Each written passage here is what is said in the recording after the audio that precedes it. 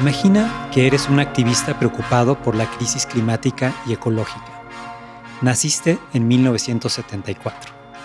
En ese año se reúnen en Cocoyoc, a una hora de aquí aproximadamente, un grupo de científicos, economistas, políticos y altos funcionarios de Naciones Unidas para hacer un firme llamado de atención sobre el estado crítico del planeta Tierra. La reunión dura 5 días y resulta en un documento conocido como la Declaración de Cocoyoc. Comienza así. En nuestros días, en el mundo hay más hambrientos, más personas que carecen de techo y más analfabetos que cuando se creó la Organización de las Naciones Unidas, esto es, en 1945. A la vez, continúa la declaración, nuevas e imprevistas preocupaciones han empezado a oscurecer aún más las perspectivas internacionales. El deterioro ambiental y la presión cada vez mayor sobre los recursos existentes han llegado a hacer pensar que incluso peligran los límites externos y con ello la existencia física del planeta. Para nuestro activista, quien recientemente cumplió 50 años, la declaración resuena por varias razones, pero quizás sobre todo porque habla de límites planetarios, 35 años antes de que Johan Rockström, junto con otros 28 investigadores, definieran dichos límites científicamente. Desde hace medio siglo entonces, se ha insistido que nuestro planeta es finito, oh sorpresa, y que si cruzamos ciertos umbrales veremos cambios irreversibles que harán que la Tierra se vuelva inhabitable para miles de millones de personas. ¿Qué ha pasado desde la Declaración de Cocoyoc? Los que nacimos en esos años nos tocó vivir la caída del muro de Berlín y el colapso del bloque comunista cuando teníamos unos 15 años. Luego, 3 años después, en 1992, escuchamos que en Río de Janeiro tuvo lugar la reunión más grande de jefes de Estado en la historia que marcó el comienzo de un movimiento ecologista global, la Cumbre de la Tierra en Río. A partir de entonces, han habido 29 COPs o conferencias de las partes, involucrando a casi 200 países y miles de otros actores, con el fin de estabilizar las concentraciones de gases de efecto invernadero en la atmósfera. Si adelantamos la película hasta el presente, vemos resultados mixtos. En materia de hambre, vivienda, salud y educación, ha habido un progreso notable. Según el Banco Mundial, en 1990, 38% de la humanidad vivía en pobreza extrema, mientras que en 2024 esta proporción se redujo a 8%. Hoy, casi la mayoría de la humanidad pertenece a la clase media y puede gozar de cosas vitales como aire acondicionado o no tan vitales como teléfonos inteligentes y viajes en avión. Sin embargo, el costo ecológico ha sido inmenso. Desde que nacimos los aquí presentes, ha habido un declive de 70% en la población promedio de mamíferos salvajes, pájaros, reptiles y anfibios. Hemos cruzado 6 de 9 límites planetarios. Notablemente, las concentraciones de CO2 en la atmósfera desde los años 90 se han incrementado en más de 60%. Y cada año, como sabemos, es más caliente que el anterior.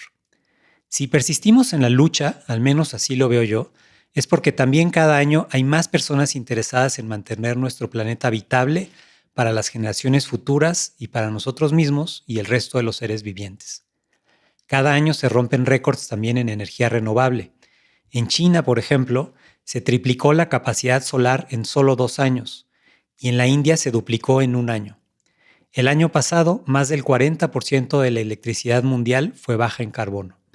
Sin embargo, hay una tendencia opuesta que debemos contrarrestar lo antes posible. Esta tendencia es que los bosques y otros sumideros de carbono parecen estar perdiendo su capacidad de absorción. Es debido a esto, aparentemente, que en 2024 las concentraciones de carbono en la atmósfera crecieron a un ritmo inesperadamente rápido. Para hablar de la importancia de proteger los bosques y otros ecosistemas con mecanismos técnicos, legales y financieros para desarrollar proyectos de captura de carbono, hoy nos acompaña José Luis Castro, quien es director general de Canopia Carbon. Bienvenido, José. Muchas gracias. José, pues muchos años de conocerte, no sé, más de 15 años que hemos vivido muchas aventuras juntos.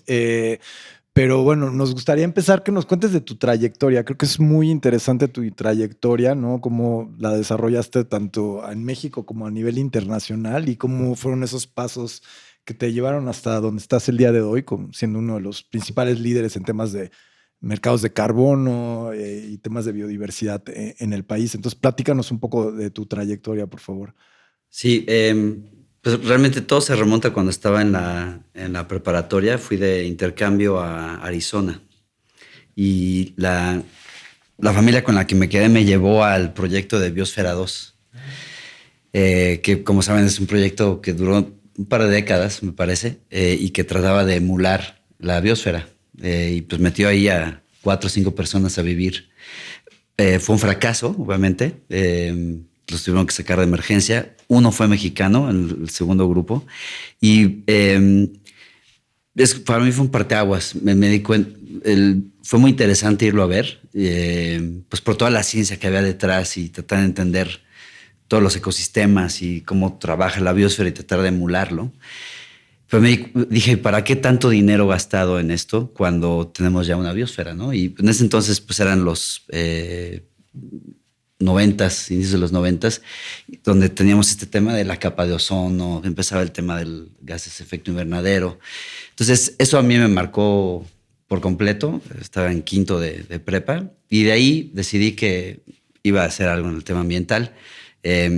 Después salí a la carrera. En ese entonces no había tantas carreras ambientales como hay ahora, tan especializadas.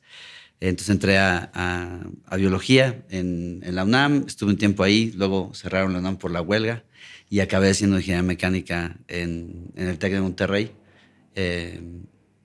esperando que me pudiera yo especializar en algo. Al final me quedé, me encantó la carrera porque me permitió pues entender mucho los números, la ciencia, química, física, matemáticas, que es como realmente solucionas problemas ambientales.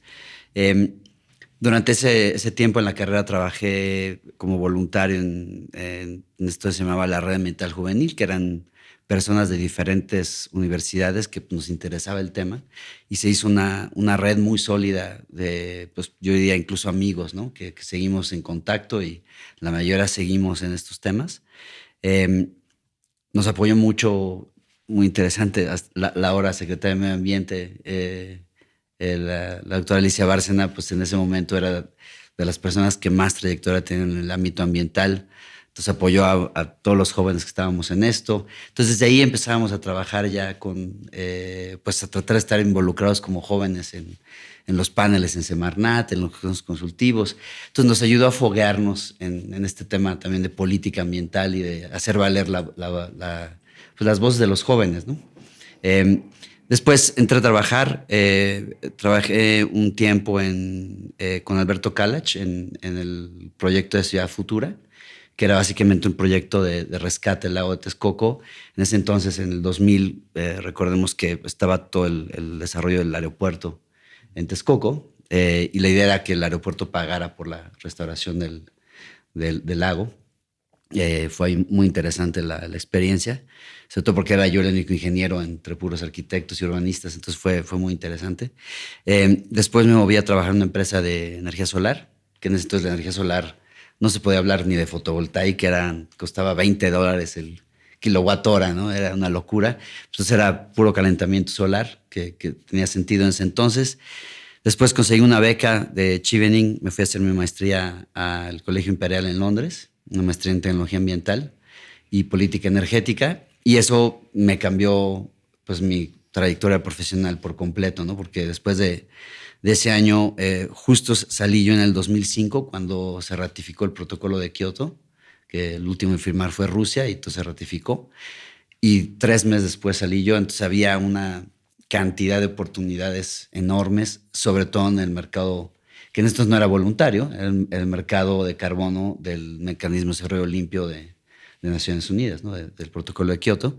Y pues ahí fui a dar con muchos amigos y amigas y colegas de la maestría a trabajar en Ecosecurities, que fue de las primeras empresas a nivel mundial que se hizo pública y que se dedicaba solamente a proyectos de reducción de emisiones.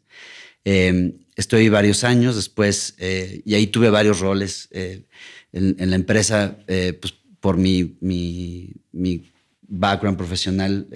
Me dediqué mucho al tema de industria química, Entonces me dediqué a ver todo lo que son plantas de ácido nítrico, cómo podemos reducir emisiones ahí. Entonces llevé un portafolio bastante amplio de proyectos que llegó a representar como el 30% de la cartera del volumen que tenía la empresa. Después estuve más en la parte organizacional. Pues, mucho de estos nuevos mercados requiere de un nivel de organización y de adaptación muy rápida y cambios muy constantes. Y entonces la parte de desarrollo organizacional era súper importante a nivel de empresa para poder pues afrontar los constantes cambios metodológicos y los nuevos requerimientos. Es algo que hasta hoy seguimos viviendo y puedo platicar eso en unos minutos, pero estuve ahí como director de desarrollo organizacional y después me pasé a una empresa llamada Proforest.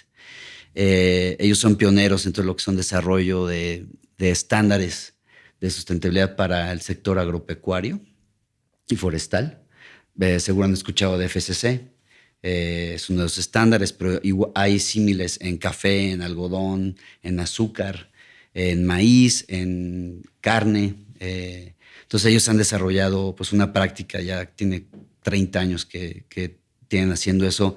Trabajan con gobiernos, con industria, con academia, con compradores, con vendedores, con comunidades. Entonces tratan de promover el uso de estos estándares que en su mayoría son voluntarios hasta ahora.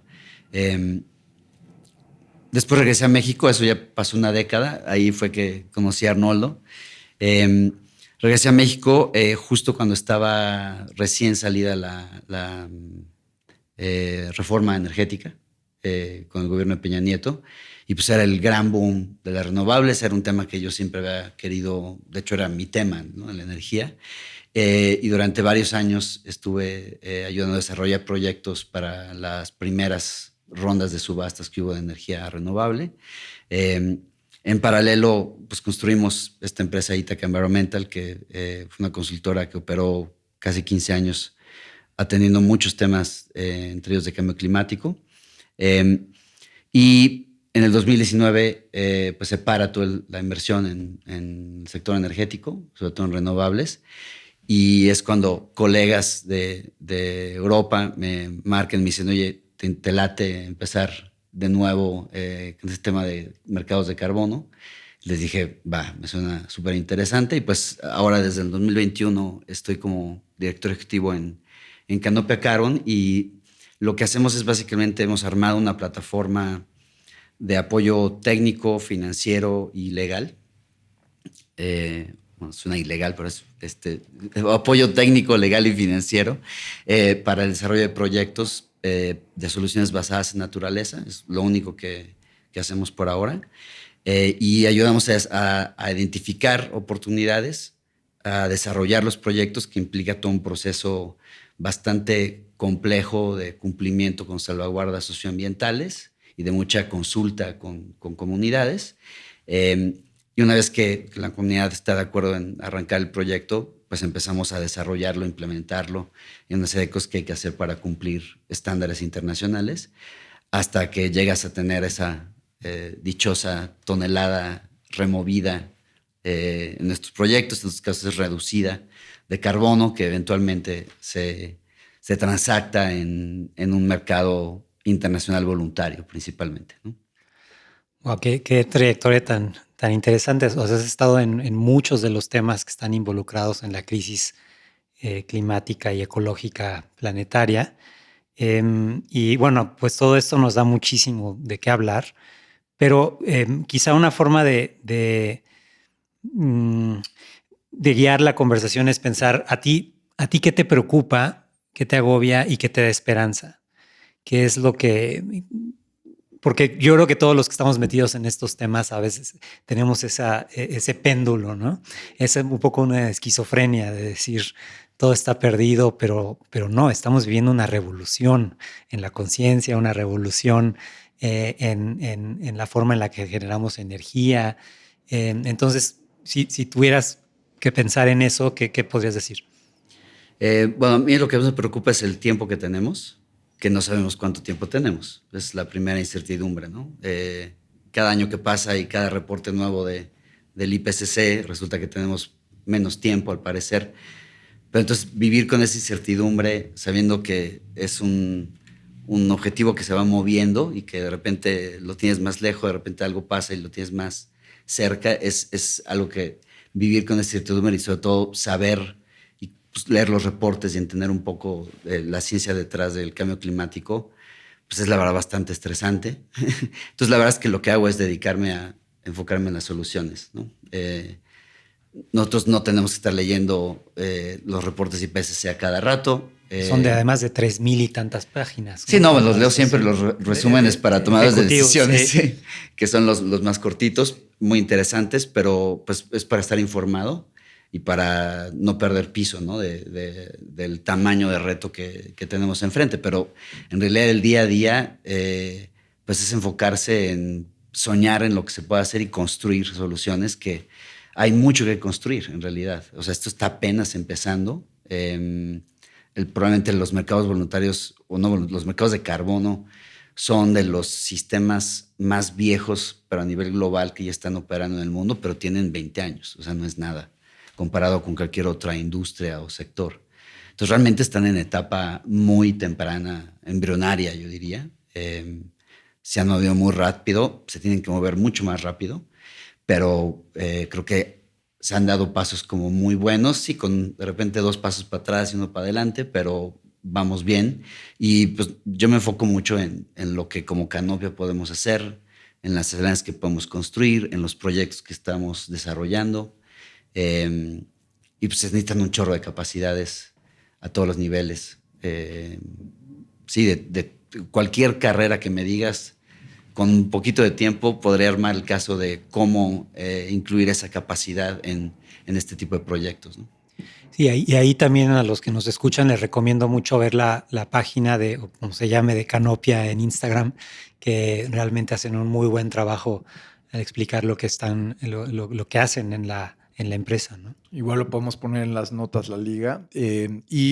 A mí me gustaría, pensando un poco, ¿dónde estamos hoy en México en términos de los mercados voluntarios de carbono? Y pensando en este tiempo hacia el 2030, ¿no? En donde sabemos que hay muchas empresas que tienen compromisos. Igual en México no son tantas, pero sí las hay, ¿no? Que tienen ciertos compromisos al 2030, ¿no? Ya de empezar a demostrar su ruta de descarbonización. Entonces, yo me imaginaría o me imagino que eso va a ser una fuerza que lleve a que el mercado voluntario de carbono se consolide, ¿no? Y que sea una parte importante dentro de las estrategias de descarbonización de muchas empresas grandes en México. Pero ¿dónde estamos en ese sentido? O sea, ¿crees que esto realmente se va a consolidar en los próximos 5 años? Comparativamente con otros países de América Latina, ¿dónde ves a México, no? Comparado con Brasil o Costa Rica, y también, o sea, ¿qué faltaría, no? Para consolidar este mercado en México. Mira, yo diría que dando un pasito atrás, el mercado voluntario siempre se pensó como un paliativo, así se diseñó. Esto sucedió en el 2010, 2008-2010. Hubo una cumbre, una COP en Dinamarca, que en teoría se iba a lograr firmar un acuerdo post-Kioto, donde los países del anexo, pues que era A y B, o 1 y 2, pues iban a renovar sus intenciones de reducir emisiones para que el mecanismo de desarrollo limpio siguiera operando. Eso no pasó, no llegaron a un acuerdo y entonces dejó a todo el mercado completamente frío. Y entonces hubo varias personas, muchas de ellas tengo el gusto de conocer, eran mis jefes, que dijeron, tenemos que hacer algo para que en lo que los países se ponen de acuerdo, esto continúe. Y así nació el mercado voluntario de carbono. Y empezó con, como ahora, empresas que dicen, yo quiero compensar mis emisiones, voy a empezar a comprar créditos de carbono de proyectos de compensación, ¿no? Y así empezó el mercado voluntario desde el 2010, ¿no? O sea, ya tiene pues, 15 años el mercado voluntario. El punto, y a tu pregunta, ¿cómo está México y en general el mundo? El punto es ponerle un precio al carbono. Ese es el punto. No importa al final si es un mecanismo de mercado, si es un impuesto. Lo que sí ha pasado en el mundo en estos 15 años, o en 20 años, es que cada vez hay más sistemas de comercio de emisiones, ¿no? Está el europeo, que es el más antiguo, pero está en China. Está el de California y Quebec, que ya se integraron en uno. Está otro en la costa este de los Estados Unidos. Empieza a ver en Chile se acaba de aprobar uno, Colombia está a punto de aprobar otro, Brasil está analizando uno, México está, el sistema de comercio de emisiones ya terminó hace un par de años su etapa de prueba y al parecer está a punto de arrancar la primera fase este año, si no es que el próximo. Podemos hablar de eso en un minuto. Pero lo que quiero decir con esto es, si no le ponemos precio a las cosas, pues seguimos con esta externalidad que la economía no paga, ¿no? Y el carbono, pues es una externalidad. La emisión es una externalidad. Entonces, hubo en México un impuesto que ya tiene varios años del impuesto a la generación de combustibles fósiles, que desgraciadamente no funcionó porque el precio era demasiado bajo, ¿no? Y realmente nunca se supo ese dinero para qué se usó, ni cómo se... Pues, principalmente era Pemex, ¿no? Y CFE quienes enajenaron combustibles en ese momento. Entonces, pues nunca supimos realmente. Es un impuesto que nunca operó realmente, ¿no? Pero ahora es algo muy distinto, ¿no? En los últimos 5 años en México vemos una explosión de impuestos al carbono a nivel subnacional. Querétaro puntualmente tiene los impuestos al carbono más altos de América Latina. Hoy son casi, bueno, depende del tipo de dólar, tipo de cambio, todos los días cambia, pero más o menos son como $35 lo que está, y es un impuesto obligatorio, ¿no? Para todas las fuentes fijas a partir de cierto rango. $35 por tonelada de CO2. Y es un impuesto que se paga anualmente. Obviamente, como todo impuesto, si pagas temprano te hacen descuento, etcétera. Pero tiene un mecanismo flexible, le llaman, que permite hasta cierto punto a las empresas voltearse al mercado voluntario, comprar créditos y decir, oye, yo ya compré créditos de carbono de un estándar autorizado por el gobierno de Querétaro, y entonces tú muestras tu compra, ¿no? De tus certificados retirados, y eso ayuda a compensar tu impuesto. Entonces, y así está ahora el de Tamaulipas, en Yucatán hay otro, Jalisco tiene tiempo desarrollando uno, el Estado de México tiene uno, la Ciudad de México acaba de sacar otro hace un par de meses. Entonces, es ya una explosión que va a ser muy difícil de contener.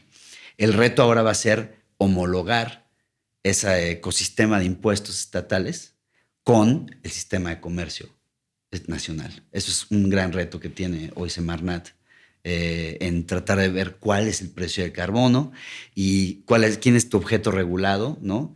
Se regula a nivel estatal, se regula a nivel federal. Entonces, eso va a ser, es el reto que tiene hoy México en términos de ponerle un precio al carbono. Y en realidad, estos sistemas tienen dos maneras, ¿no? De trabajar. O lo que haces es controlar la cantidad de emisiones o el precio, como cualquier microeconomía, ¿no? Entonces, por un lado, en un sistema de comercio como el europeo, lo que tú haces es regular la cantidad, la vas disminuyendo, o sea, vas retirando derechos de emisión, o pueden ser derechos o permisos, depende del esquema, los vas retirando del mercado y eso hace que el precio pues fluctúe, o es un impuesto que dices, la tonelada vale tanto, que es el caso de los impuestos nacionales, vale tanto y tú me la pagas, ¿no? Y entonces, de esa manera, pues vas también controlando la cantidad que se emite. Es ahorita donde estamos, en América Latina también, yo diría México ahorita es de los países más adelantados en América Latina en este sentido, junto con Colombia, Chile y Brasil, ¿no? En ponerle precio al carbón. Y, o sea, una pregunta, digo, la prensa, ¿no? Y también a nivel académico, ¿no? Hay luego muchas críticas para estos mercados en términos de greenwashing o de pues, relaciones con comunidades indígenas que son muchas veces las propietarias del territorio que no toman en cuenta salvaguardas relevantes, ¿no? Entonces, ¿cómo un proyecto bien hecho, qué características tiene y cuáles son, digamos, también hay críticas que en el mercado actualmente hay proyectos que no cumplen con estándares rigurosos, ¿no? Entonces, o sea, ¿cómo desde tu perspectiva de que estás involucrado en el ecosistema, pero que también eres un experto, cómo puedes identificar un proyecto que sea de alta calidad y otro que es un proyecto igual que genera dudas, ¿no?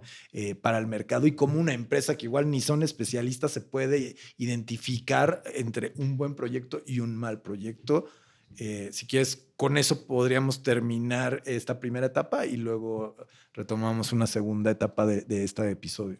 Sí, bueno, hay principios que desde la Convención Marco de Naciones Unidas con el Mecanismo de Cierre Limpio eran muy claros y que siguen siendo muy importantes, ¿no? Entre ellos está el no doble conteo, la permanencia, ¿no? Cuando tú remueves a través de cualquier... No voy a hablar solamente de soluciones basadas en naturaleza. Por ejemplo, ya ahora tecnologías les llaman captura directa del aire, ¿no? Air Direct Capture. Pues como un ventilador chupa el CO2 y lo mineraliza, ¿no? O lo reinyecta a pozos geotérmicos, ¿no? Entonces ahí es permanente, ¿no? Entonces esa permanencia de la remoción es sumamente importante. No queremos que se pierda después de unos años. Está el tema de adicionalidad, que es uno de los temas más discutidos el día de hoy. Hay otros, ¿no? Que haya transparencia, que haya una clara gobernanza en los estándares, que haya una auditoría de tercer parte y una verificación de tercera parte, que un tercero se asegure de que la contabilidad de carbono se ha hecho con la mejor ciencia posible, ¿no? Y más que con la mejor ciencia posible, conforme a las metodologías del estándar, ¿no? Y ahí es donde ha habido mucha crítica, entendible, pero no justificable en términos de lo que le ha costado al mercado. ¿Y a qué voy? Por ejemplo, la adicionalidad. En el 2008, cualquier proyecto renovable era adicional, ¿no? La adicionalidad entendida como sin el dinero del carbono, el proyecto no hubiese sido viable. Entonces tú veías la tasa de retorno de un proyecto solar en cualquier parte del mundo, fotovoltaico, y era del 8%. Con el ingreso de carbono subía al 12 o al 13. Y entonces decías, ya esa es una TIR, ¿no? Es una tasa de retorno que tiene sentido para el inversionista y entonces les permite invertir. Eran adicionales todos esos proyectos. ¿Hoy qué pasa? Pues la TIR de un proyecto fotovoltaico en cualquier parte del mundo puede llegar hasta el 20%, ¿no? Entonces ya no se considera adicional. ¿Quién definió eso? Los estándares, ¿no? Los gobiernos de los estándares, o sea, el gobierno corporativo de esos estándares dijo, ya no nos parece que sea adicional el seguirle dando certificados de carbono a un proyecto renovable. Tiene pros, tiene contras, ¿no? ¿Qué pasa? En México, por ejemplo, ¿cuál es la tasa de penetración de las renovables en México? Si quitas hidro, no tenemos ni el 15%. Entonces, ¿es una tecnología que ya rompió la barrera y hay energía solar y eólica por todos lados? No, no lo es, ¿no? Entonces, el problema de los principios es que son principios que no son estáticos. Van cambiando en la medida en que entendemos mejor la situación que enfrentamos, ¿no? Y claro, sin perder el objetivo, lo que queremos es reducir o remover reducir emisiones o remover carbono en la atmósfera. Y eso va a seguir evolucionando. Por ejemplo, los proyectos RED que fueron muy discutidos por un artículo de Guardian y muy apoyados por varios académicos ingleses, pues que eran de Oxford y Cambridge. Es que los proyectos RED+, pues no están realmente evitando emisiones, ¿no? Como dijeron. Y entonces se perciben como no adicionales, ¿no? No hay adicionalidad. Y eso es lo que genera la gran incertidumbre que el mercado vive hoy.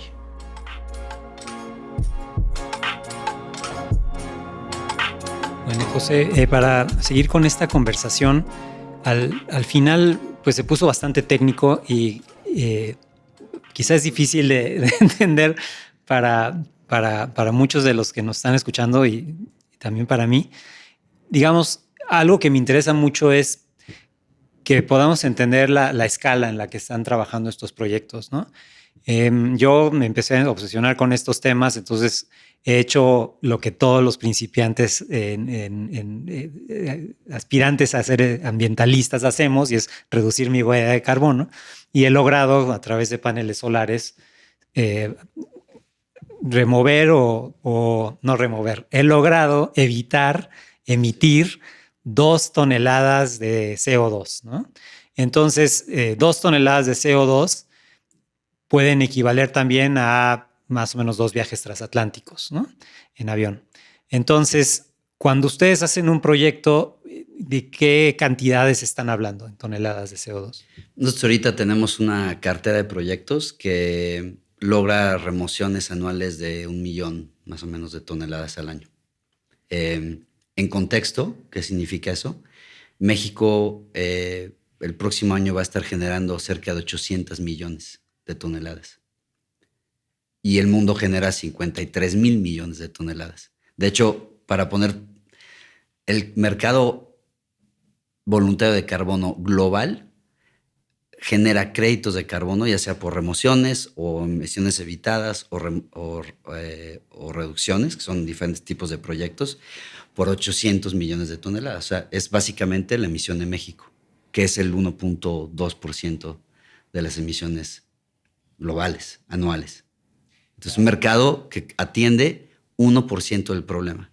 Y está con esta crítica de, pues sí, de potencial greenwashing, un poquito y tomando eso como base, lo importante es que no podemos, por estar contando que cada litro de gasolina sea de litro, ¿no?, perdamos la perspectiva de lo que estamos tratando de lograr, que es hacer una transición económica a una economía que integre externalidades a la economía, ¿no? Eso es lo que es muy, muy importante que entendamos. Entonces, pues poniéndolo en perspectiva en lo que tú haces, probablemente en México, yo la última vez que hice mi huella creo que eran 3.5 toneladas al año, ¿no? Entonces los proyectos pues dividen 1 millón entre 3.5, pues sí da para buena cantidad de personas, puedan 300,000, 400,000 personas que mitiguen, sí, y somos 120 millones, ¿no?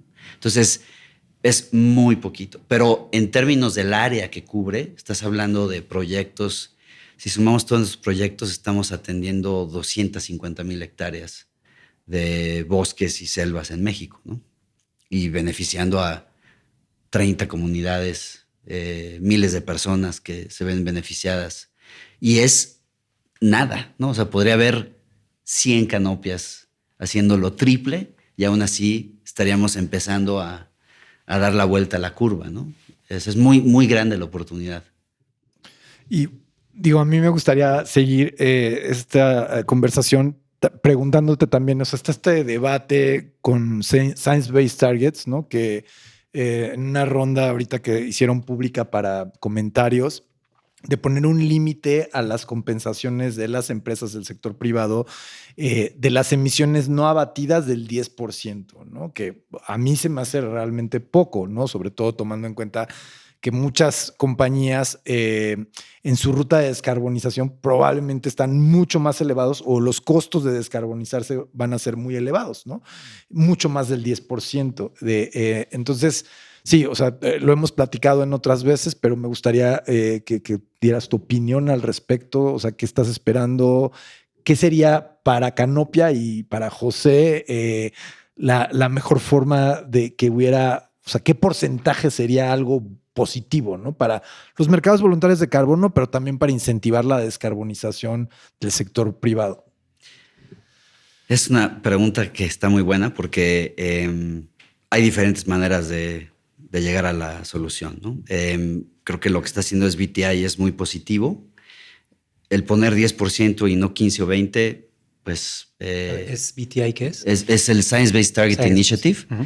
Está basado en Alemania, es una ONG global apoyada por múltiples ONGs, empresas. Es realmente un movimiento muy interesante que se ha hecho para tratar de decir, no tenemos por qué esperar a que los gobiernos nos digan qué hacer.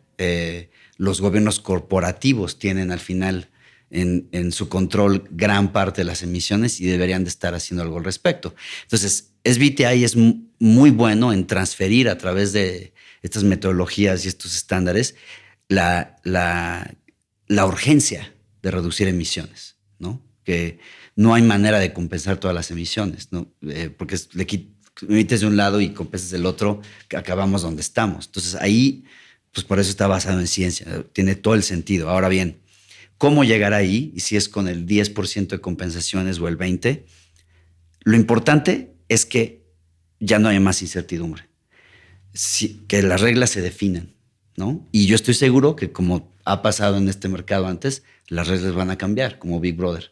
Y nos vamos a empezar a dar cuenta que quizás hay sectores que no pueden reducir al ritmo que SBTi les pide, y que a lo largo de 5 o 10 años ajusten, ¿no?, esas metas para ir transitando de la manera más viable posible. Porque no es un tema solamente económico, ¿no? O sea, ahora sí que cuando hay un perdedor, siempre va a haber un ganador económico en esto, ¿no? Ese es un hecho.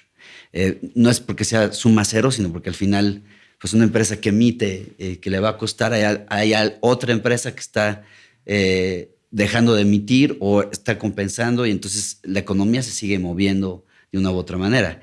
Lo importante es ver cómo es viable que cada sector sea tecnológicamente viable el decarbonizarse a tiempo, ¿no? Y eso es lo que creo que es mucho más complejo que poner una tasa del 10%. Ahora, el 10% para el mercado voluntario, pues es crecer 10 veces.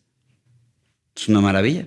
Lo que necesitamos es certidumbre, que de una vez por todas se define ese estándar, que las empresas ratifiquen su compromiso de cumplir compromisos obligatorios voluntarios bajo SBTi, y que, perfecto, o sea, el mundo no tiene hoy compensaciones por el 10% de las emisiones, tiene de 1. Entonces va a hacer crecer 10 veces el mercado. Excelente, ¿no? O sea, es un gran paso. Ahora, yo no apostaría a que las reglas no van a cambiar. Ese es mi punto, porque va a haber sectores de la economía, incluso países, que no van a poder transformarse económicamente a esa velocidad. Entonces, es un poquito discutir, son diferentes juegos, ¿no? Estamos jugando triple salto o salto de longitud. Lo que está tratando de hacer SBTi ante la urgencia de la crisis climática es da un solo brinco de, no sé cuál es el récord mundial, 8, 9, 10 metros, ¿no? Y haz todo de un brinco. Yo creo que lo que va a acabar pasando es que va a ser, para llegar más lejos, va a tener que ser un salto triple, ¿no? Vas a poder llegar más lejos. Eso ahorita es difícil no se trata de ver si tengo yo razón o no. Lo importante es que el juego quede claro, que las reglas queden claras y que todo el mundo decida jugar con esas reglas. Y eso es lo clave, ¿no? Entonces es algo que, o sea, yo aplaudo a SBTi. Va a haber retos en lo que es alcance 3, que son emisiones de la cadena de valor, porque las empresas están muy atrasadas en eso, en entender de qué tamaño son sus emisiones. Y es una manera muy inteligente, ¿no? A las empresas globales, pues de decirles, te vamos a hacer a ti, que eres un imán, ¿no? Y tú eres un hub económico, te vamos a ti a colgar las emisiones de toda tu cadena de valor, porque es más fácil regular, aunque sea voluntariamente, a miles que a cientos de miles de empresas, ¿no? Entonces, es una lógica de redes muy buena que debería de funcionar en la práctica. En la teoría, en la práctica vamos a ver qué tal, ¿no? Cuánto tiempo toma. Y dos preguntas al respecto. ¿Esto es voluntario, pero también obligatorio en cierto sentido? ¿O por qué una empresa va a incurrir costos en contratar asesores, consultants, etcétera, para reducir su huella de carbono, sus emisiones? ¿Qué interés tiene para hacerlo?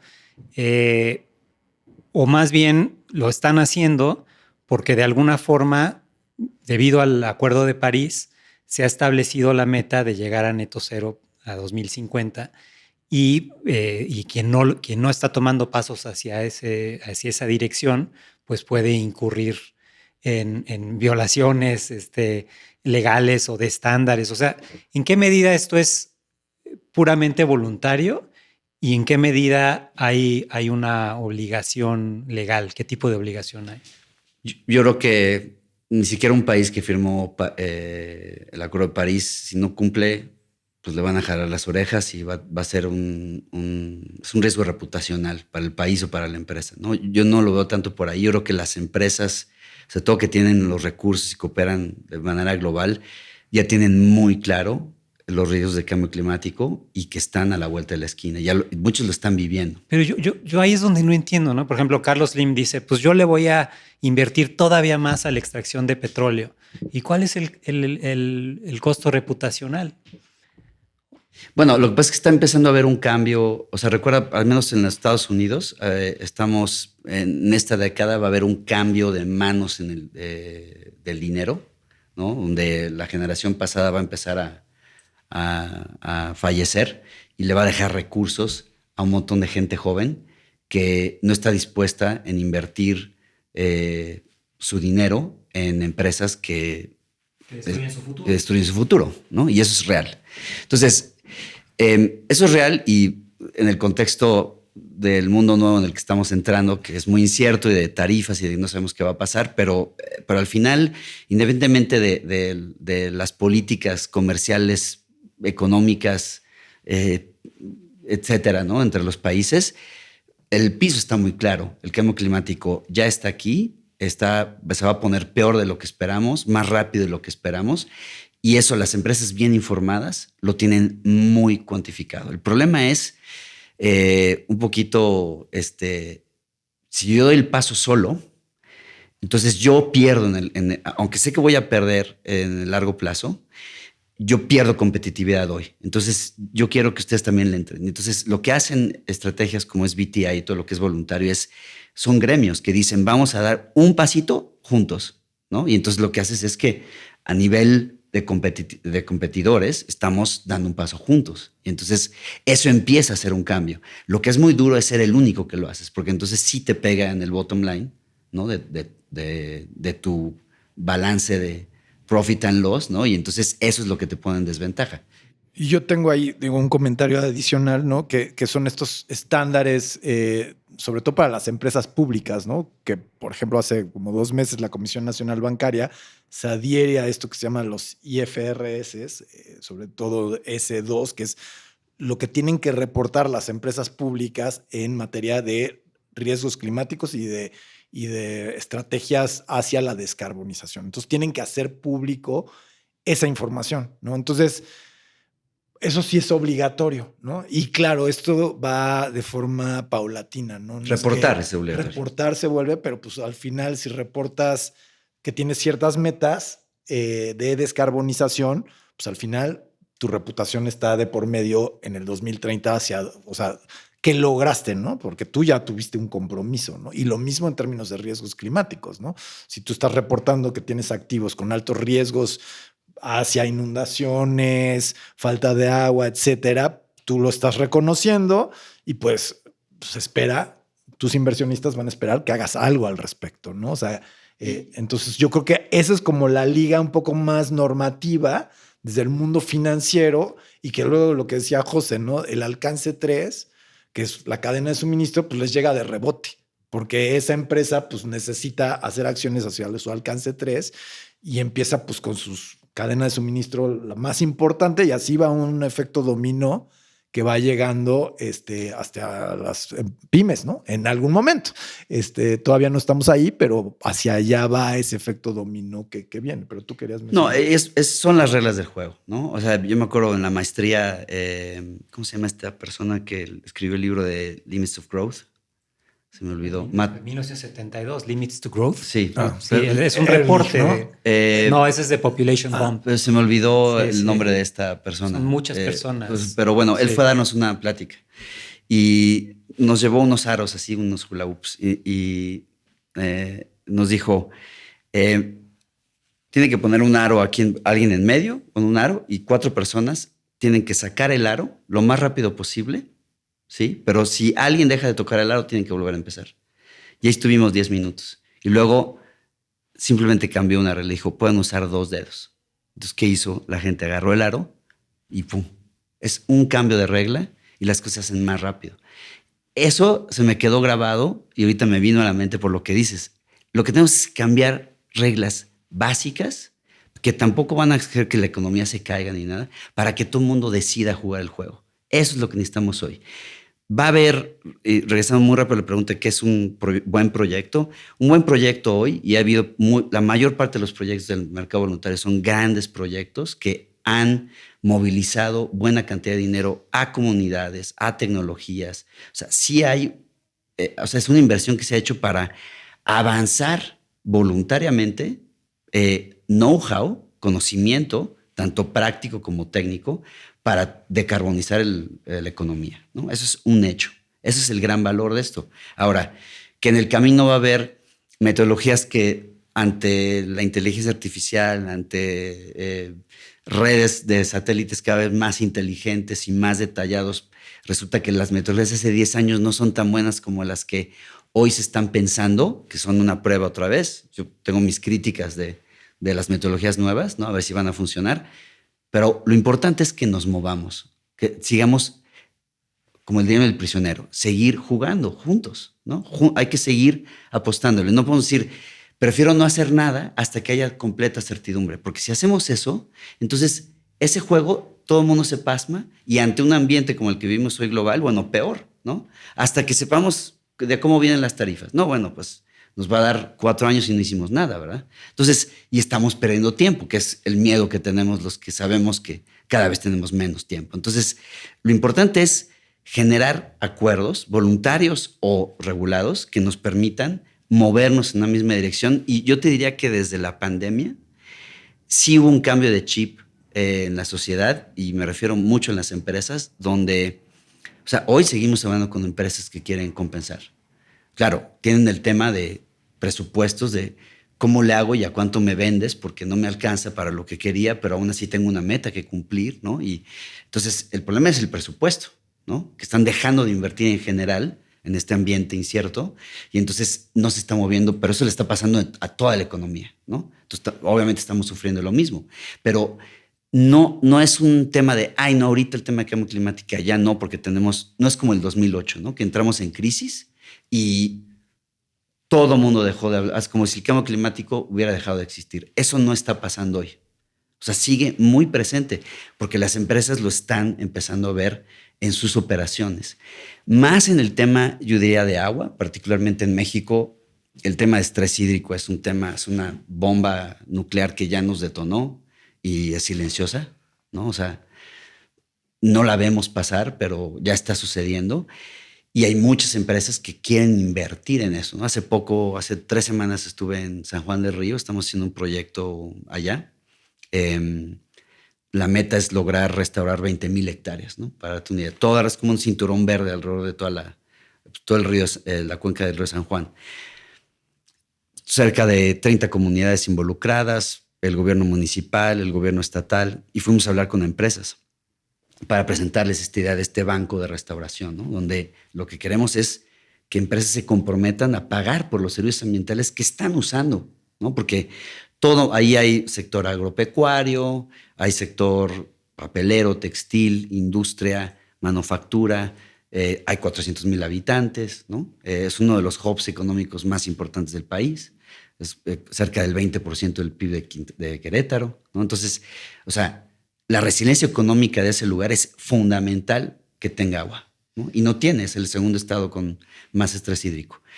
Fuimos, les presentamos el proyecto. Y no he parado de hablar con empresas en 2 semanas de cómo le hacemos, qué es lo que están haciendo. A ver, preséntame una propuesta. Oye, nosotros ya hicimos algo así. Mira, te invitamos a que veas lo que hicimos, lo podemos incluir. O sea, las empresas ya están queriendo hacer algo. Lo que pasa es que tenemos que armar estructuras que lo hagan más fácil. Porque si tú eres una empresa y tú tienes tu proyectito y tú tienes otra y yo tengo otro proyecto y ahí estamos todos solos en el desierto tratando de resolver el tema y no lo haces en conjunto, entonces te tardas más, es más costoso, es más riesgoso, ¿no? Si sale mal, tienes un riesgo reputacional más grande. En cambio, lo que les estamos diciendo es, oigan, todo mundo hagámoslo. ¿Con cuánto puedes tú? ¿Con cuánto puedes? ¿Te interesa biodiversidad? ¿Te interesa agua? A mí me interesa carbono. Todo mundo vamos a compensar lo que nos interesa en la medida en que podamos. Y entonces, así logras hacer impactos muy transformacionales. Hay una fundación que nos inspiró hace 2 años en hacer esto, que se llama Fundación PAN. Es de un actor indio de Bollywood que hizo su fundación. Llevan 15 años, me parece, haciendo un evento que se llama Las Copas del Agua, chequen, les puedo pasar la liga también para que la pongan. Las copas de agua llegan a 1,000 aldeas en una cuenca y les dicen, ¿quieres entrar? Es una competencia. Sí, yo quiero. Les asignan un técnico para que les ayude a diseñar su infraestructura hidráulica. Tienen 45 días para diseñar y un día todo el mundo empieza a hacer obras, ¿no? Las obras diseñadas. Y tienes 45 días. Y en 45 días termina la competencia y los jueces pasan y dan 2 premios. Uno por el diseño y otro por la implementación. Pero en realidad, ¿qué está pasando? Todos están ganando. Porque la escala de la intervención que se hace es tan grande que en 45 días después empieza el monzón y hay mucho más disponibilidad de agua. O sea, esto es algo inmediato. El tema es que en términos de soluciones basadas en naturaleza, necesitamos escalas muy grandes para que la cosa cambie, ¿no? No puede ser vamos a hacer un proyecto piloto de 2 hectáreas para ver, sí, mientras tu entorno está estresado por el cambio climático, no va a cambiar nada. O sea, lo que necesitamos es hacer acciones muy enfocadas con esteroides, ¿no? Y luego, ya que esté funcionando, irnos a otro lado y volverla a meter. Y tiene que estar vinculado al desarrollo económico, ¿no? Entonces, por eso empezamos por San Juan. ¿Dónde? Porque ahí hay un desarrollo económico clave para el país. Es un corredor económico clave, ¿no? Como hay otros en Hidalgo, y hay otros con el Tren Maya en Península de Yucatán, y así podemos irnos con cada estado, identificar dónde es que tiene sentido hacer inversiones así, ¿no? Pero es un tema de jugar juntos. O sea, es lo que yo creo que es lo que más me entusiasma, de hecho, de esto. Pues creo que se nos está agotando el tiempo. A mí me encantaría hablar de miles de cosas, pero algo de lo que me quedo en esta conversación es, de alguna forma, muchos actores muy importantes se están volviendo en algún sentido ecologistas, ¿no? No porque hayan leído Limits to Growth o porque tengan este tipo de filosofía necesariamente en mente, sino porque nos estamos haciendo cada vez más conscientes de cómo dependemos de la tierra, de la biodiversidad, del agua, de una atmósfera estable. Y en la medida en que más personas sean conscientes de esto, haya reglas y podamos resolver estos problemas de acción colectiva, pues vamos a ver avances importantes, ¿no? Eso es una de las cosas con las que yo me quedo en la conversación. Yo creo que esto da para otro episodio, pero bueno, no sé si... Sí, yo quisiera una última pregunta, aprovechando que estás aquí, José, y es sobre todo en temas de biodiversidad, ¿no? Estos nuevos mercados de bonos de biodiversidad.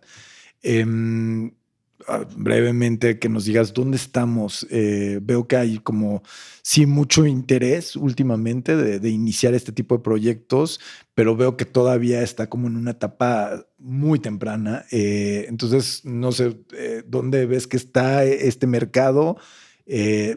¿Cómo lo ves en los próximos años? ¿Qué tanto se va a alimentar de la construcción y maduración de los mercados voluntarios de carbono? ¿O es algo completamente distinto? Entonces, tener tu opinión. No, está muy vinculado. O sea, yo no diría que hay un mercado, en realidad. Es incipiente la intención de que haya un mercado. Apenas se están desarrollando metodologías. De hecho, hay nuevas metodologías para créditos de agua, de hecho. Acaba de salir una hace un mes. Muy interesante. Créditos de agua, créditos por conservar agua, por infiltrar agua, ¿no? Y eso es lo que necesitamos, que haya un estándar independiente, con un verificador independiente, que cuando yo haga un proyecto le pueda decir a una empresa, oye, este proyecto está cumpliendo con este estándar y si está teniendo estos resultados. Entonces, si tú compras uno de estos créditos, estamos a crédito, o sea, no es el crédito financiero, ¿no? Estamos acreditando o certificando, en realidad el nombre correcto es una certificación, estamos certificando que el resultado ambiental es lo que tú estás comprando, ¿no? Y eso va a ser pues sumamente interesante en los siguientes años y es lo que necesitamos, ¿no? Hacer un sándwich de todas estas cosas, carbono, porque nos encanta a los humanos dividir todo en cajitas, pero la naturaleza no opera en cajitas, ¿no? Es agua, carbono, biodiversidad. La biodiversidad absorbe carbono. La biodiversidad degradada emite carbono, ¿no? Y la humedad te ayuda a capturar carbono. O sea, hay un montón de relaciones que el día que las juntemos en este conjunto de mecanismos, entonces vamos a poder tener proyectos muy exitosos en tener resultados ambientales y que también den resultados económicos a los dueños de la tierra, ¿no? Que tengan su costo de oportunidad de mantener un bosque, una selva versus hacer un desarrollo inmobiliario sea menor, ¿no? Y no dudo que lo vamos a ver si vivimos lo suficiente, o sea, lo vamos a ver nosotros. No, quizás no al 2030, al 2040, lo vamos a ver, es cuestión de tiempo. Y no es para terminar, recomiendo que vean un documental que se llama The Future of Nature, de la BBC. Es súper inspirador. Acaba de salir hace unos meses. Muy bonito y muy recomendado que lo vean. Habla de océanos, de pastizales y de bosques y de lo que están haciendo los humanos. Y se va a todo el mundo a encontrar estas buenas prácticas. Y es inspirador porque dices, esto es un movimiento que, como decías al principio, apenas está empezando y pues más bien la invitación es a que se sumen todos, ¿no? Y todas en este movimiento. Sí, y bueno, pues ya vamos a ir cerrando.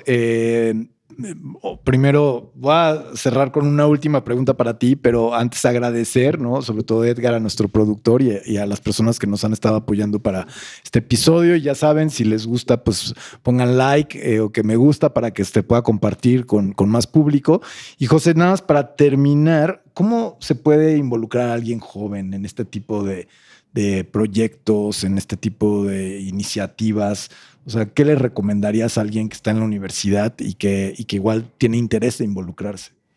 Hay un montón de ONGs, hay cada vez más empresas. Digo, ahorita hablamos mucho de soluciones basadas en naturaleza, pero empresas renovables, solares, hay muchísimas. Pues yo diría, toquen puertas, contáctenos. Y si no es con nosotros, la red es cada vez más amplia y nos ha llegado estudiantes que están muy ávidos de querer participar y o ha sido con nosotros, o ha sido con alguien más, o es a través de una práctica. O sea, yo diría, aquí necesitamos todas las capacidades, todas las conciencias, todas las voluntades y siempre va a haber un espacio para que una disciplina haga la diferencia, ¿no? En mi equipo hay contadores, economistas, antropólogos, ingenieros, biólogos. Hay de todo, de todo. Entonces, toquen las puertas. O sea, necesitamos gente joven. Entonces ya se nos está acabando el tostón, así que necesitamos que llegue la siguiente generación. Pues mil gracias, José. Gracias, de verdad, qué plática más inspiradora y más interesante.